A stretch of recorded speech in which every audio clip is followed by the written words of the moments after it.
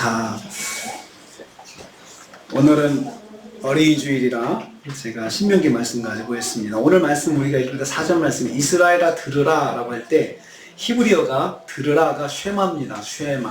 쉐마 이스라엘이 이렇게 시작하는데 이 말씀이 바로 쉐마 교육의 근본이 되는 말씀입니다. 신명기 6장 4절부터 11절까지 말씀이 쉐마 교육의 근간이 되는 말씀이 되는 것이죠. 이스라엘 사람들이 어떻게 교육을 하느냐, 이 쉐마의 말씀을 이걸 가지고 뼈대로 해가지고 교육을 합니다.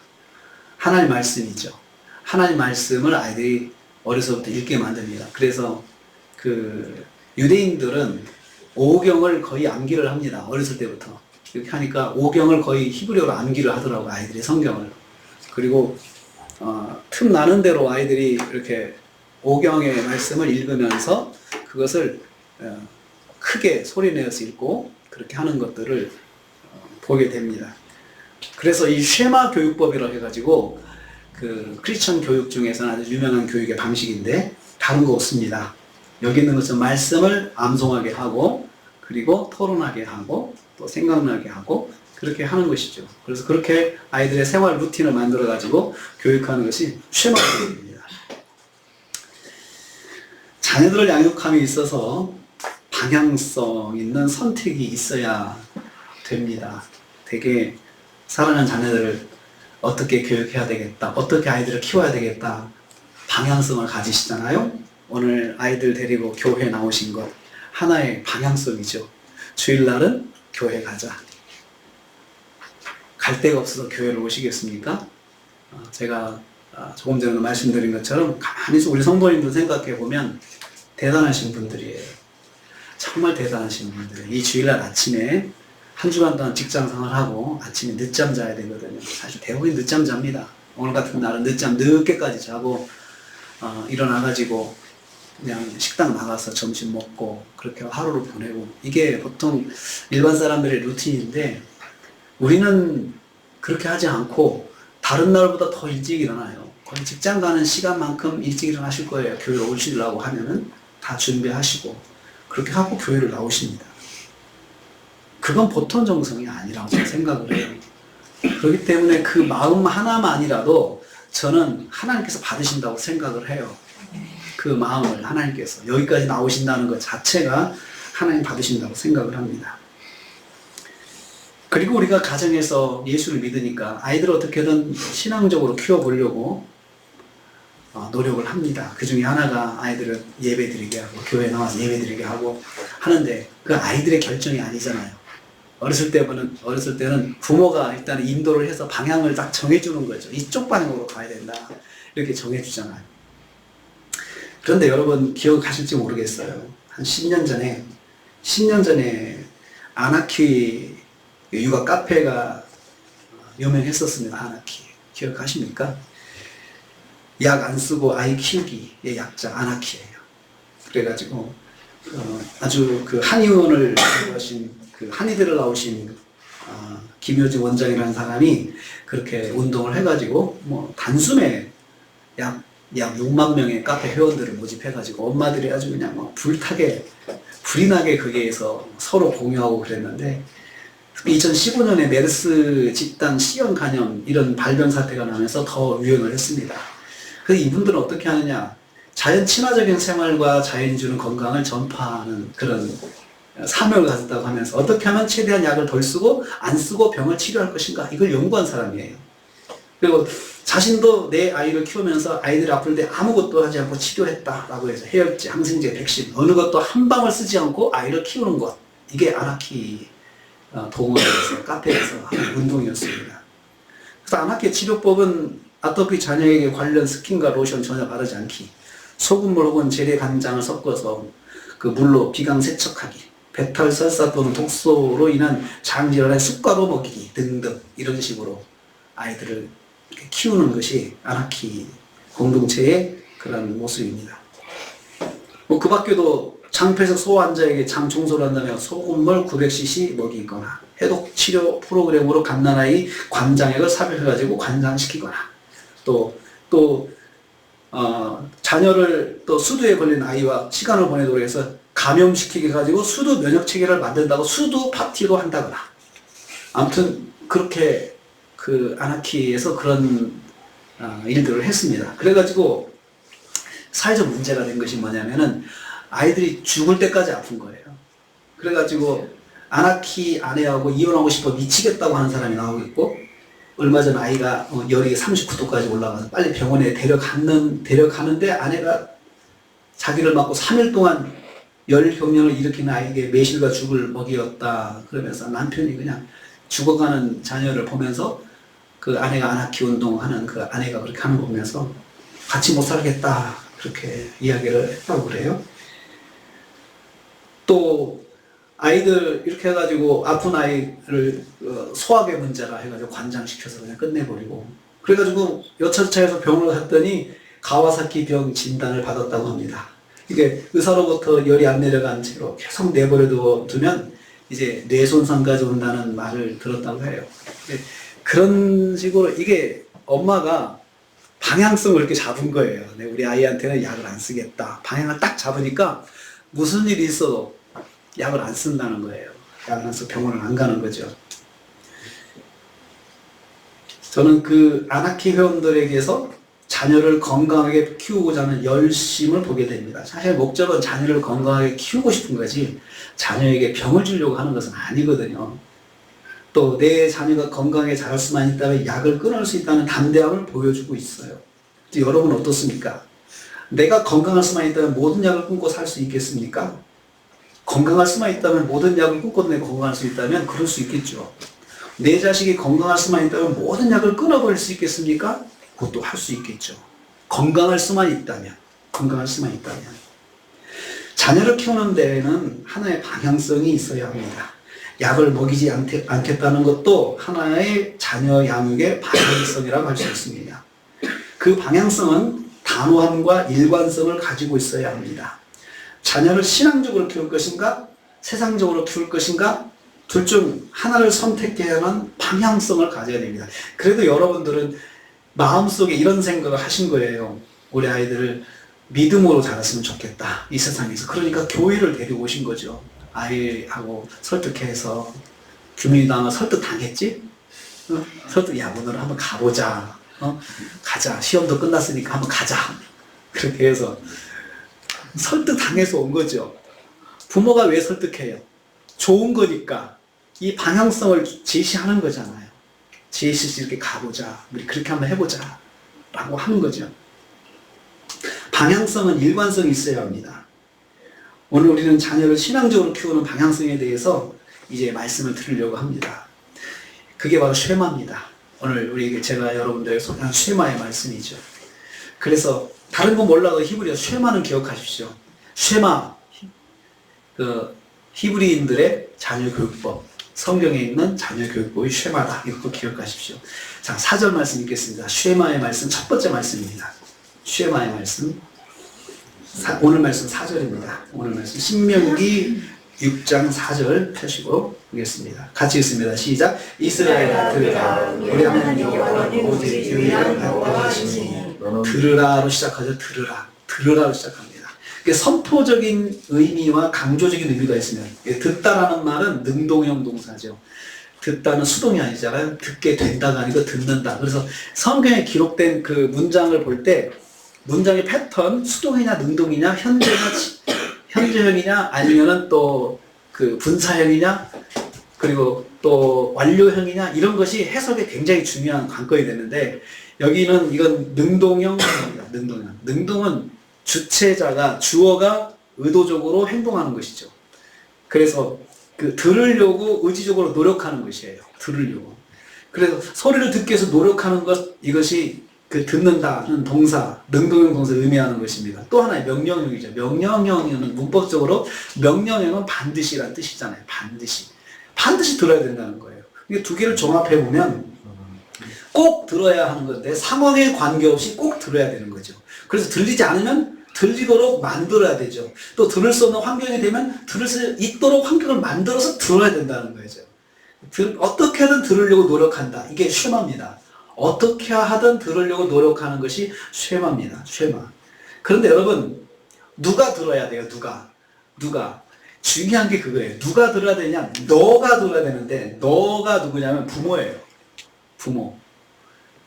이 말씀이, 쉐마의 말씀이 자녀 교육에 대한 말씀인데, 이 말씀의 포인트가 보면은 부모가 들어라. 네가 들어라. 너희가 들어라. 부모가 먼저 들어라. 그 말입니다. 부모가 먼저 쉐마 해야 되는 겁니다. 들리지 않으면 들을 수 있도록 들어야 되고, 들을 수 있도록 노력해서 들어야 된다는 것이죠. 들을 수 없는 환경이 되어도 들으려고 노력해야 된다.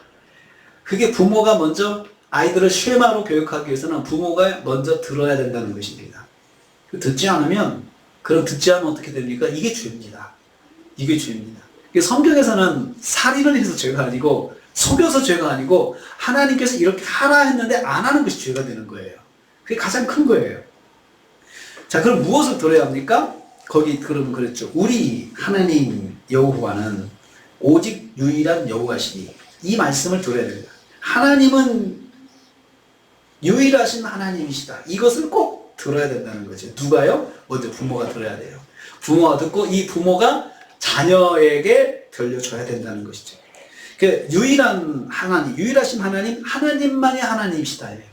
그러니까 교회는 다신교 사상이 아니에요. 유일신 사상이에요. 하나님만이 하나님이시다. 자, 그런데 사람들이 그렇게 말을 해요. 교회가 굉장히 독단적이고 그 교회가 편협하다. 왜? 하나님만이 신이라고 하니까 뭐 자기 신만 신이라고 그래요. 불교도 신이고 다른 종교도 신을 인정해야 되지 그렇게 하잖아요. 그런데 성경은 그걸 원하지 않아요.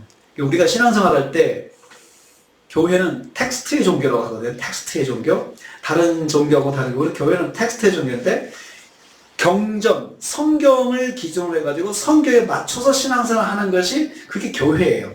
그건 초대교회부터 가지는 교회의 전통이고 이방 종교를 섬기는 사람들이 그리고 다신교를 섬기는 사람들이 로마 사람들이 그렇게 봤어요. 헬라 사람들이 교회를 볼 때 참 이상한 사람들이다 라고 하면서 교회에 대한 평가를 하면서 그 이방 문헌들이 그렇게 평가를 했어요. 그 중에 하나가 뭐냐면 교회는 텍스트의 종교다. 텍스트의 종교다. 이 텍스트의 종교라고 하는 것은 텍스트를 읽고 텍스트를 묵상하고 텍스트를 공부하고 텍스트로 원칙을 만들고 그게 성경을 읽고 성경을 묵상하고 성경을 원칙을 만드는 그래서 이 사람들은 그런 종교다라고 그 헬라 사회의 이방 종교인들이 그렇게 평가를 했어요. 그 작가들이 그렇게 썼습니다. 그래서 성경에 그렇게 돼 있으니까 우리가 그렇게 하는 거죠. 우리 하나님을 믿을 때는 성경 가지고 믿는데 그렇게 하는 거죠. 하나님만이 유일하신 하나님이시다. 근데 생각을 해봐요. 유일하신 하나님, 창조주 하나님, 그 전능하신 하나님, 그리고 그 하나님만이 최고의 하나님이신데 하나님 입장에서는 최고의 하나님이라고 주장을 하죠. 그런데 다른 신들이 있어요. 귀신들이 있어요. 영들이 있어요. 그 영들의 입장에서는 하나님과 동등하게 취급받는 것이 굉장히 좋은 거잖아요. 유리한 거거든요. 하나님 입장에서는 허용이 안 되는 거고 다른 신들의 입장에서는 하나님과 같이 물고 들어가야 자기들이 인정을 받을 수 있으니까 그렇게 할 수 있죠.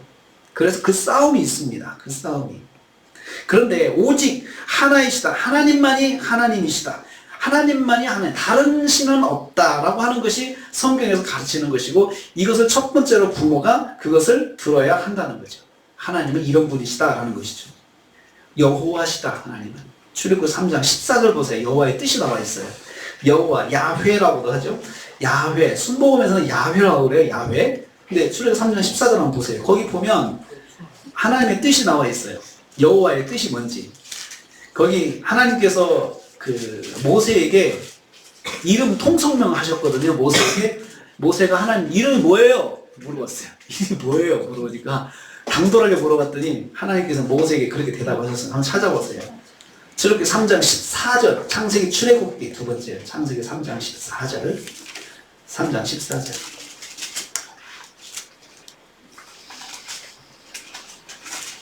같이 읽을까요? 시작. 하나님은 모세에게 이르시되 나는 스스로 있는 자니라. 또 이르시되 너는 이스라엘 자손의 이같이 되기를 스스로 있는 자가 나를 너희에게 보내셨다. 여기 스스로 있는 자가 히브리어로 야훼입니다. 야훼. 그리고 우리는 여호와라고 설명하죠. 여호와라고 번역을 하는데 야훼 여호와, 야훼 여호와. 근데 원래 여러분 야훼나 여호와라는 것은 히브리 사람들이 하나님만큼은 모음을 넣지 않았어요. 모음 없이 그냥 읽었어요. 그래서 야훼는 그냥 우리가 그냥 읽는 건데 원래 히브리 사람들은 정확한 발음을 모른다고 해요. 정확한 발음을 몰라요. 왜 없느냐? 왜 발음을 모르냐? 발음을 안 해서 그래요. 자음만 놓고 그냥 이렇게 눈을 읽었어요. 그러니까 어떻게 하나님을 읽어낼 수 있냐 이거지. 하나님의 이름을 우리가 어떻게 하나님의 이름을 발음을 내서 읽을 수가 있냐? 그래가지고 안 읽어요. 그러다 보니까 모음이 정확하지가 않은 거예요. 근데 후대에서 그다음 모음을 넣어가지고 이랬을 것이다 라고 우리가 읽기는 해야 되니까 하지만 정통 유대인들은 지금도 읽지를 않습니다. 그리고 대신 여호와라고 써놓고 자음만 써놓고 그냥 옆으로 줄을 그어가지고 이렇게 읽어요. 아도나이 이렇게 읽어요. 하나님을 읽을 때는 아도나이라고 읽어요. 아도나이는 자기들끼리 이 글자는 이렇게 읽어서 감히 하나님을 이렇게 그대로 읽는 것을 피하자라고 해서 그렇게 했습니다. 그리고 그 사람들은 그렇게 하면서도 또 어떤 걸 했냐면요. 그 글자를 만날 때마다 정통 서기관들은 가서 목욕을 하고 와서 그 글자를 만났어요. 그런데 필사를 할 때 그 글자를 만나면은 가서 목욕하고 와서 글자를 써서 야훼가 한 페이지에 수백 번 나오면 아마 살갗이 다 벗겨질 거예요. 그래도 이 사람들이 그렇게 했어요. 그만큼 하나님에 대해서 경외심을 가지고 하나님을 대했던 거죠. 그래서 그 야훼가 스스로 있다고 그냥 바로 번역했거든. 스스로 있다. 그리고 영어는 I am I라고 번역을 해요. I am. 나는 나다. 이렇게 번역. 영어 성경은 I am I. 스스로 계신 분입니다. 누구의 도움 없이 홀로 계신 분. 홀로 계신 분. 하나님을 그렇게 알아야 된다는 거죠. 여러분, 홀로 있다는 것이 뭐냐면 모든 일을 누구의 조언도 필요 없고 누구의 도움도 필요 없고 심지어 어떤 재료, 우리 학교에서 만들기 할 때 재료 갖고 가야 되잖아요. 재료 없이 만드시는 거예요. 재료 없이. 그래서 성경에서 하나님 스스로 계신 하나님의 첫 번째 사역을 성경에서 소개할 때 창조 사역이에요. 창조 사역할 때 하나님께서 누구의 도움을 받지도 않으셨고 재료도 필요하지 않았어요. 무에서 유를 창조하셨어요. 무에서 유를 창조하셨어요. 우리는 그것을 이렇게 말합니다. 전능하시다고 이야기를 해요. 그래서 전능하시다. 우리가 하나님 믿을 때 전능하신 하나님을 믿어야 돼요. 그것을 부모가 먼저 믿어야 된다는 거죠. 이것이 왜 중요하냐? 우리가 어떤 일을 만났을 때 하나님을 의지한다고 해보세요. 그러면 하나님이 전능하신 하나님, 스스로 계신 하나님, 그 하나님을 내가 믿으면 기도가 돼요. 하나님 도와주세요. 이 기도가 돼요. 하나님 저를 좀 도와주세요. 전능하시잖아요. 그러니까 전능하다는 것은 환경이 안 돼도 뭐가 없어도 그 100% 불가능이라 해도 하나님은 하시는 거예요. 그래서 우리가 기도할 수 있는 거죠. 기도할 수 있는데 왜 걱정하십니까? 그것이 우리가 벌써 기도하기 전에 응답의 프로세스를 미리 예상을 하니까 기도가 안 될 때가 있어요. 이렇게 하면 이렇게 문제가 해결돼야 될 이런 문제가 또 만나는데 이런 문제를 만나면 또 이 문제가 나오고 이 문제가 나와서 절대로 할 수 없는데 어떻게 이것이 될 수 있을까 하니까 기도를 못 하게 되잖아요. 그런데 스스로 계신 하나님, 전능하신 하나님, 여호와 하나님을 내가 믿으면 기도가 돼요. 기도하자. 그래도 기도하자.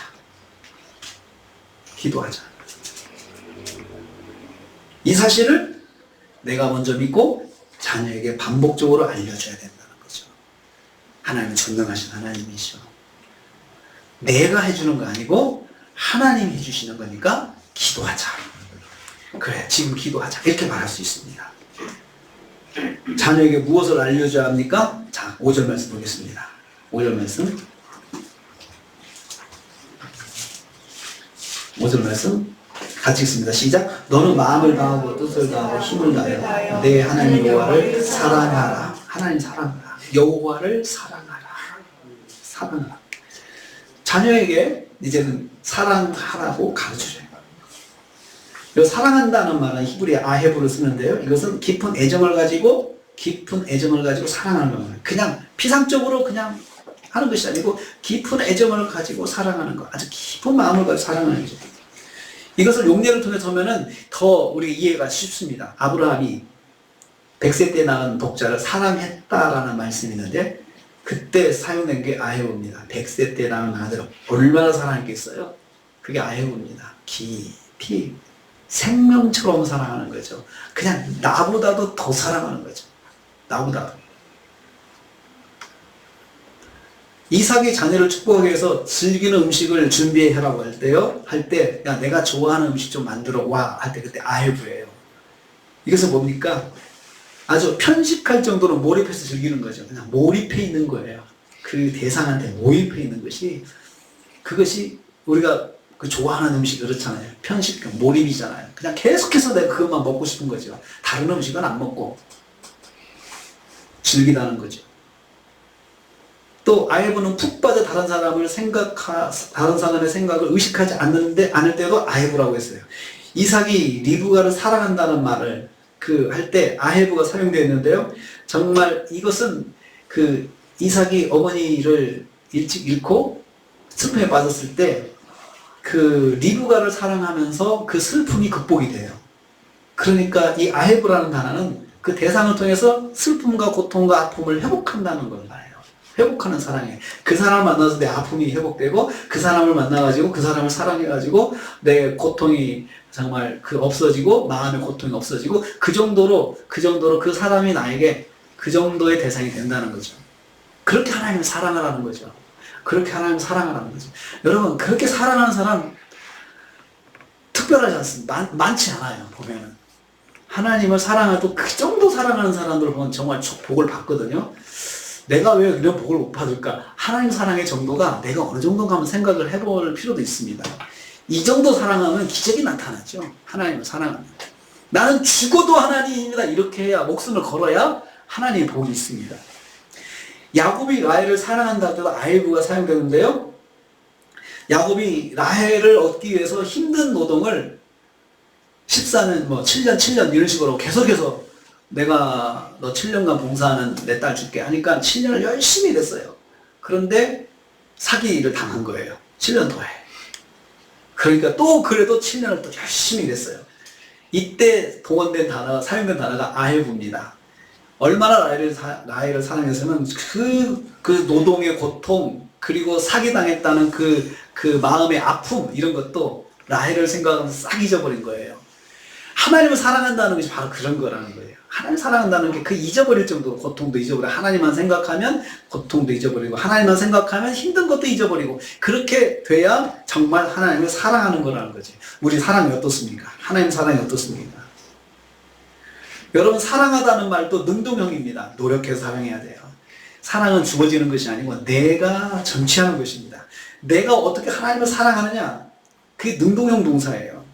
노력해서 의지적으로 반드시 하나님을 내가 사랑해야 되겠다. 내가 하나님을 사랑하는 삶을 살아야지 하고 노력할 때 하나님 사랑이 이루어진다는 것입니다. 그런데 거기 5절 말씀에 방법이 나와요. 하나님 사랑하는 방법. 마음을 다하고 뜻을 다하고 힘을 다하여. 먼저 다하다는 말이에요. 다하다. 다하여는 전부라는 뜻이에요. 전부. 모든 마음, 모든 뜻, 모든 힘 이런 뜻이 돼요. 그래서 전부라는 것은 100%잖아요. 100% 드려야 돼요. 마음에 100% 드려야 되고 성품에 100% 드려야 되고 힘에 100% 드려야 돼요. 100%가 아니면 어떤 사랑이에요? 겸하는 사랑이에요. 몇 대 하나님 사랑 몇 그리고 이쪽 사랑 몇 이렇게 하죠. 우리는 하나님 사랑이 없는 사람들이 아니에요. 하나님 사랑이 있지만 몇 대 몇인 거예요. 문제는. 근데 성경은 뭘 말해요? 100% 해라. 정말 100% 해라. 그럼 내가 너에게 복을 주겠다. 100%. 겸하여 사랑하는 것, 그것은 100%가 아닙니다. 하나님의 복을, 온전한 복을 받으려면 100% 사랑으로 하나님을 사랑해야 된다. 100% 사랑으로. 마음을 100% 사랑. 마음은 속사람입니다. 내면의 생각이죠. 성품은 아담에게 불어넣은 생기를 성품이라는 단어하고 똑같이 썼습니다. 생명을 말합니다. 생명은 생존의 근원입니다. 살아있는 마음의 근거죠. 목숨을 말합니다. 우리 목숨의 100%를 하나님께 의지하라. 죽으면 죽었지. 내가 신앙을 지킬 거야. 100%죠. 내 믿음으로 살 거야. 내가 어떻게 되든 나는 믿음으로 살 거야. 라고 내가 여기서 어떻게 되든 난 믿음으로 살아야겠다. 여러분 이런 결정을 해야 될 때가 인생에 한두 번 있습니다. 정말 내가 이것을 어떻게 결정할까? 그 한두 번 있어요. 그때 여러분들의 선택을 하나님으로 선택하시길 축복합니다. 힘은 자신이 사용할 수 있는 물리적 여건을 말합니다. 자신이 사용할 수 있는 모든 에너지를 힘이라고 하죠. 육체적 조건, 경제적 조건, 사회적인 위치, 인간관계 등등을 힘이라고 말할 수 있습니다. 이런 것들을 100% 하나님께 드리는 것입니다. 하나님을 위해서 이런 것들을 다 사용하는 하나님께 드리는 거죠. 하나님께 원하시면 하나님 위해 쓰세요. 하나님 그렇게 하세요. 제가 하나님께 드리겠습니다. 그렇게 하는 거죠. 신명기 6장 다시 한번 보세요. 10절 11절 보면은 우리에게 주시는 힘을 거기 표현되어 있어요. 우리 하나님께서 주시는 힘, 우리에게 어떤 힘들을 주시느냐. 10절 11절 읽겠습니다. 시작. 내 하나님 여호와께서 내 조상 아브라함과 이삭과 야곱을 향하여 내게 주시라 맹세하신 땅으로 너를 들어가게 하시고 내가 건축하지 아니한 크고 아름다운 성을 얻게 하시고 내가 채우지 아니한 아름다운 물건이 가득한 집을 얻게 하시며 내가 파지 아니한 우물을 차지하게 하시며 내가 심지 아니한 포도원과 감람나무를 차지하게 하사 내게 배불리 먹게 하실 때에 거기 보면 내가 건축하지 아니한 성읍을 얻게 할 것이다. 그러니까 하나님의 복이 뭐냐면요, 내가 한 것 아닌데 주어진 것이 복이에요. 그게 복이죠. 내가 열심히 해서 얻은 것은 복이라고 할 수 없습니다. 내 노력의 결과예요. 하나님의 복은 노력한 거 없이 주어지는 게 복이에요. 노력한 거 없이. 내가 성읍을 갖고 싶은데 한 도시를 갖고 싶은데 도시를 가지려면 전쟁을 해야 돼요. 전쟁하고 아니면 아예 돈을 많이 가지고 있으라 도시 다 사버리는 거예요. 사버리는 방법이 있잖아요. 어떻게 다 그렇게 하겠어요? 생각을 못하죠. 우리는 그냥 집 하나만 있으면 만족한다 라고 생각하는데 하나님께서 네가 건축하지 않은 크고 아름다운 성읍을 너에게 주겠다. 그냥 안겨주시는 것. 이게 복이죠. 내가 채우지 아니한 아름다운 물건이 가득한 집, 아름다운 물건이 가득한 집, 내가 막 노력해가지고 돈을 벌어가지고 거기다 막 채우는 것이 아니고 네가 안 했지만 그것을 네가 갖게 할게. 그게 복이에요. 그래서 우리가 기도할 때 하나님의 복을 구할 때 내가 열심히 해서 뭘 받겠다보다도 그냥 한 것 없이 하나님 주시는 것이 복이 돼요. 그것이 성도에게 주어지는 복 중에 하나예요. 그런 것을 주시겠다는 거예요. 어떻게 할 때요? 100%. 100% 할 때. 실제로 100% 하면 그렇게 받아요. 그런 복을 받은 사람들의 특징 똑같습니다. 100% 그렇게 쏟았어요. 100% 쏟았어요. 네가 파지 아니한 우물. 그 사막에서 그 땅에서 우물 파는 것은 아주 생명 같은 일이죠. 근데 물이 아무 데서나 나오는 건 아니기 때문에 잘 파야 되는데 우물을 팠다고 하는 것은 내 삶의 근거지가 하나 생겼다는 거예요. 그런 것을 내가 열심히 안 팠는데 그냥 우물을 너에게 주나 하나님께서 어떻게 주시는지는 모르겠어요. 근데 그것이 네 것이 되게 만들어주겠다. 내가 심지 않은 포도원과 감람나무를 차지해. 내가 열심히 일해가지고 그 얻을 수 있는 것도 있지만 그 일한 것 없이도 네가 받게 하겠다. 그렇다고 해서 노고 먹으라는 건 아니에요. 주께 받은 땅이에요. 주께서 주신 아름다운 성, 주께서 주신 아름다운 물건들, 주께서 파주신 우물들, 그러니까 주께서 심어주신 포도와 감람나무를 다 하나님이 주신다는 거죠. 이것들을 다 받았을 때는 또 하나님께 드리라는 거예요. 하나님께 드리. 하나님을 사랑하는 사람은 그걸 받고 그런 마음이 생긴다는 이거 다 하나님 주신 건데 하나님 또 드려야지. 순환이 되는 거예요. 하나님 또 주세요. 또 드리는 거죠. 하나님이 원하시면 하나님의 일을 위해서 써야겠다. 이것이 필요하다 그러면 또 내놓는 거예요.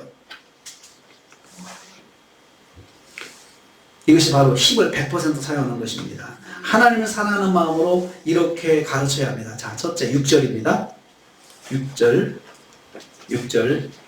시작. 오늘 내가 내게 명하는 이 말씀을 너는 마음에 새기고. 자, 이제 부모가 이제 어떻게 해야 되느냐.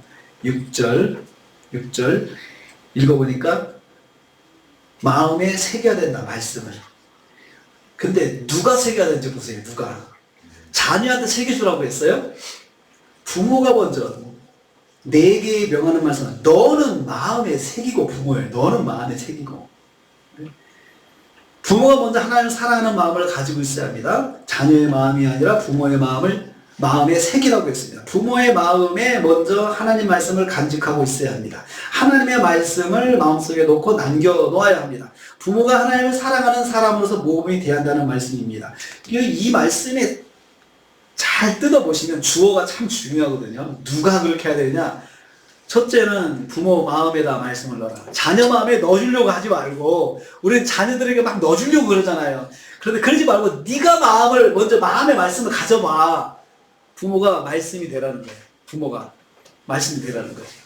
또 7절 있습니다. 7절 시작. 내 자녀에게 부지런히 가르치며 집에 앉았을 때든지 길을 갈 때든지 누워있을 때든지 일어날 때든지 이 말씀을 강론할 것이며. 자, 자녀들에게 말씀을 들려줘야 합니다. 내 자녀에게 부지런히 가르치며. 전제가 뭐예요? 6절이죠. 말씀 먼저 마음에 새긴 다음에 그 다음에 강론하라, 가르쳐줘라. 이 청각적으로 들려주라는 거예요. 자녀한테 청각적으로 자녀 마음에 새겨주라가 아니고 들려주래요. 들려줘요. 그러면 자녀가 듣는지 안 듣는지는 여기서 기록하지 않죠. 그러면 자녀가 뭐 들을 것이다 그 말은. 일단 들려줘라. 아이에게 환경을 만들어 주라는 겁니다. 들려줘라. 부모가 동기부여 해줘야 된다는 거죠. 먼저 말씀을 많이 읽어주시기 바랍니다. 읽어주세요. 안 듣는다고 뭐라고 하지 마시고 읽어주세요. 그냥 그래도 읽어주세요. 유튜브 보니까 그런 사람이 있다고 하는데, 우리 어머니가 제가 어렸을 때 그러셨거든요. 늦잠 자면 게으른 자여 개미에게 배우라. 좀 더 자자, 좀 더 눕자. 그러면 가랑이 도적같이 올 것이다. 이것을 정말 늦잠 자는 아들한테 그 말을 막 해요. 우리들한테 해요. 지금도 저희는 기억이 나요. 그 말이 얼마나 짜증이 나는지 해도 꼭 그런 말을 하냐고. 그런 말을. 좋은 말씀을 들려줘야지. 이게 부모도 하도 답답하니까 그랬겠죠. 사랑하는 아들아, 게으른 자여 개미에게 배워라. 이건 참 그 말씀 하면서도 얼마나 답답했겠어요. 환경을 만들어줘라는 환경을. 자, 8절 보세요. 8절 시작. 너는 또 그것을 내 손목에 매어 기호를 삼으며 내 미간에 붙여 표로 삼고. 또 여기서 주어를 보세요. 너는 그것을 내 손목에 매어서 기호를 삼고 내 미간에 붙여서 표로 삼고. 말씀을 손목에 매고 미간에 붙이라는 거죠. 그걸 기호와 표로 만들어가지고 붙여놔라. 누구라고 그랬죠? 내 손목, 내 미간. 부모의 손목, 부모의 미간이에요. 그러니까 자녀의 이마에다 붙이지 말고 말씀을, 자녀의 손목에다 말씀 묶어주지 말고 부모가 손목에다 붙여놓고 살고 미간에 붙여놓고 살아서 자녀가 그걸 보게 하라는 거죠. 자녀가 밥 먹을 때 부모와 같이 밥 먹다가 손목에 매여있는 부모의 말씀을 보게 하고, 같이 마주쳐서 대화하고 식사할 때 가정에서 부모의 미간에 있는 말씀을 자녀가 보면서 말씀을 보게 하라. 환경이잖아요. 환경을 만들어주라. 부모에게 가장 중요한 것은 환경을 만들어주는 거예요. 신앙교육에 있어서 환경을 만들어주는 것이 부모의 책임이에요. 그리고 그 환경 속에서 잘 살고 못 살고는 자녀의 책임이죠.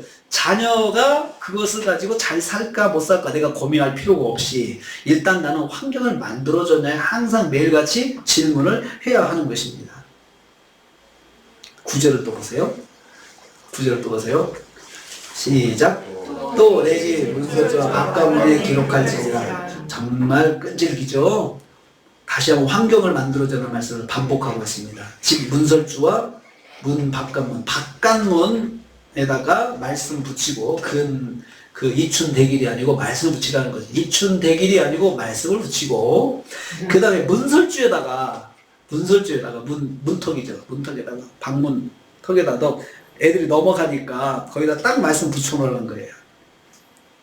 환경입니다. 최대한 말씀을 볼 수 있도록 안 볼래야 안 볼 수 없는 것. 방문 앞에 왔다 갔다 하는데 거기다 말씀 붙여놓으면 안 보겠냐 이거죠. 안 보죠. 안 봅니다. 제 생각에는 안 볼 거예요. 그렇지만 지나가다 이게 뭐야 하고 보고 싶지 않을까요? 이게 뭐야? 아이 말씀이네 하지만 그냥 가다가 말씀이네 하다가 한번 읽어보기도 하고 어쩌다 한번 자세히 읽어볼 수도 있겠죠. 내가 붙였으니까 꼭 읽도록 해라 그렇게 하면 안 되죠. 그냥 붙여놔라 이거죠. 하나님을 섬기는 집안의 분위기에 익숙해진다는 것입니다. 환경이 그러면 자기도 모르게 몸에 익혀지는 것입니다. 자녀에게는 환경입니다. 자녀에게는 환경을 만들어주라. 하나님을 섬기는 부모가 자녀를 믿음의 자녀로 가르치는 데 있어서 중요한 것은 부모가 먼저 하나님을 사랑하는 성도가 되는 것이고, 그리고 자녀에게 환경을 만들어주고 말씀을 시각 청각으로 알 수 있도록 도와줘야 된다. 말씀도 들려주고 같이 읽기도 하고 그렇게 하는 거죠.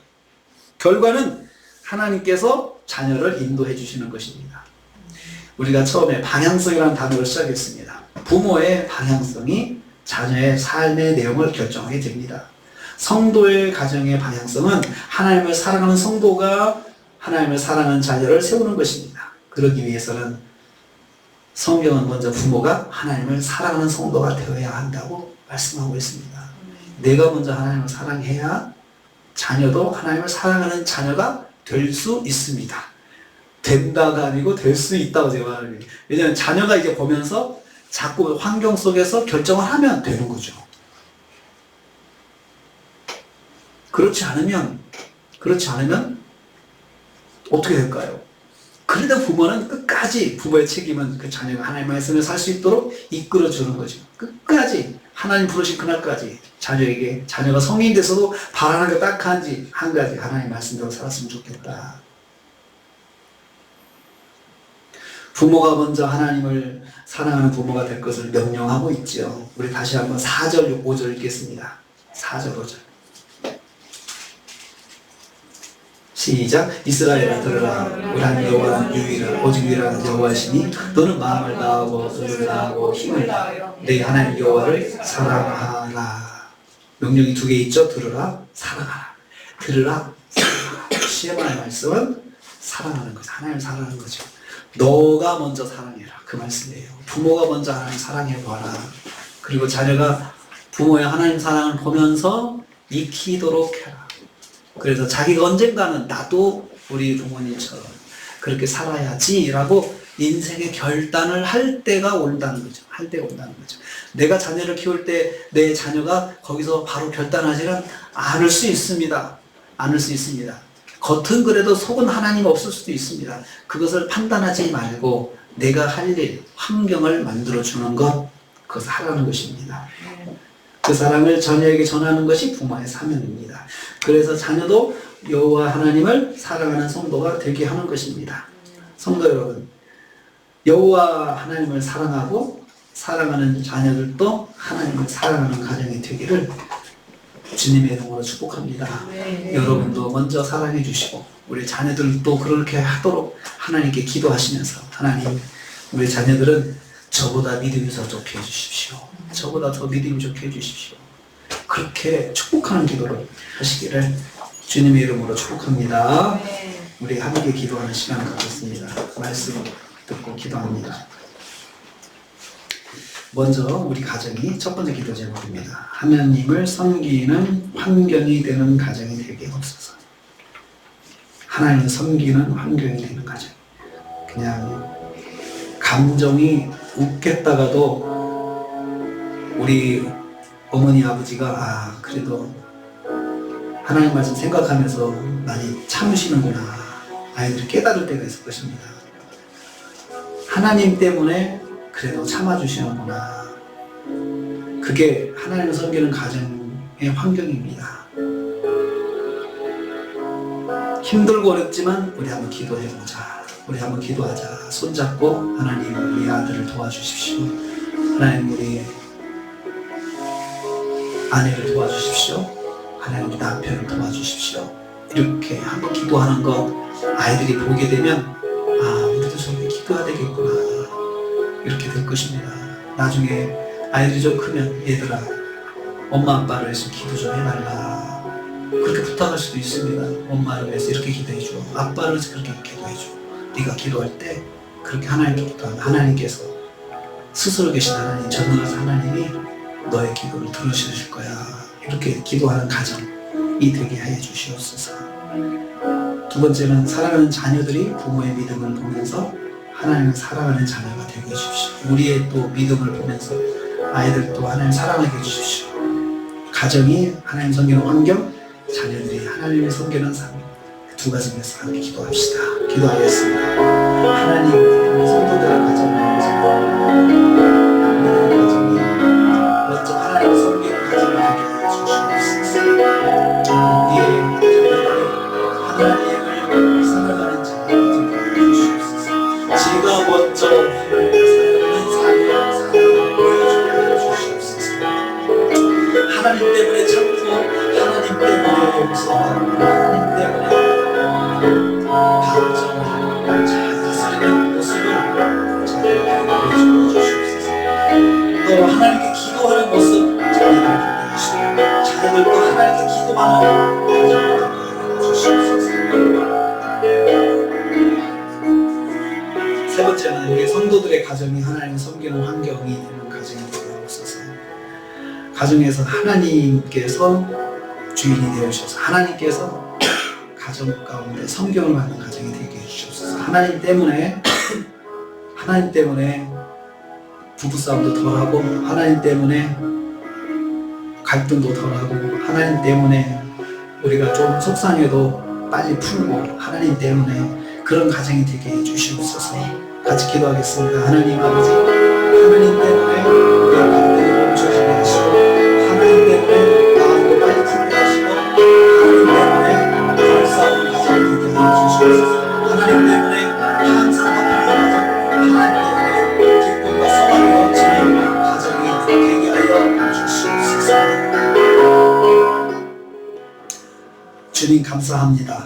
오늘 저희들에게 어린이 주일을 맞이해서 쉐마의 말씀 우리에게 주셨습니다. 듣고 보니 부모가 먼저 하나님을 사랑하고 자녀들에게 하나님을 섬기는 가정의 환경을 만들어 주라고 말씀해 주셨습니다. 자녀를 위한 말씀, 먼저 부모에게 주신 말씀이었습니다. 아버지 하나님, 저희들이 가정에서 하나님을 섬기는 가정으로 세워가게 하여 주시옵소서. 하나님을 먼저 사랑하는 저희들이 되게 하여 주시옵소서. 그리고 사랑하는 자녀들도 우리의 사랑을, 하나님 사랑을 보면서 배워가는 가정이 되게 하여 주시옵소서. 그리고 우리 교회가 우리 성도들의 가정마다 하나님을 사랑하는 부모들이 하나님의 사랑으로 자녀들을 잘 양육하는 가정 되게 하여 주시옵소서. 예수님의 이름으로 기도하옵나이다. 아멘.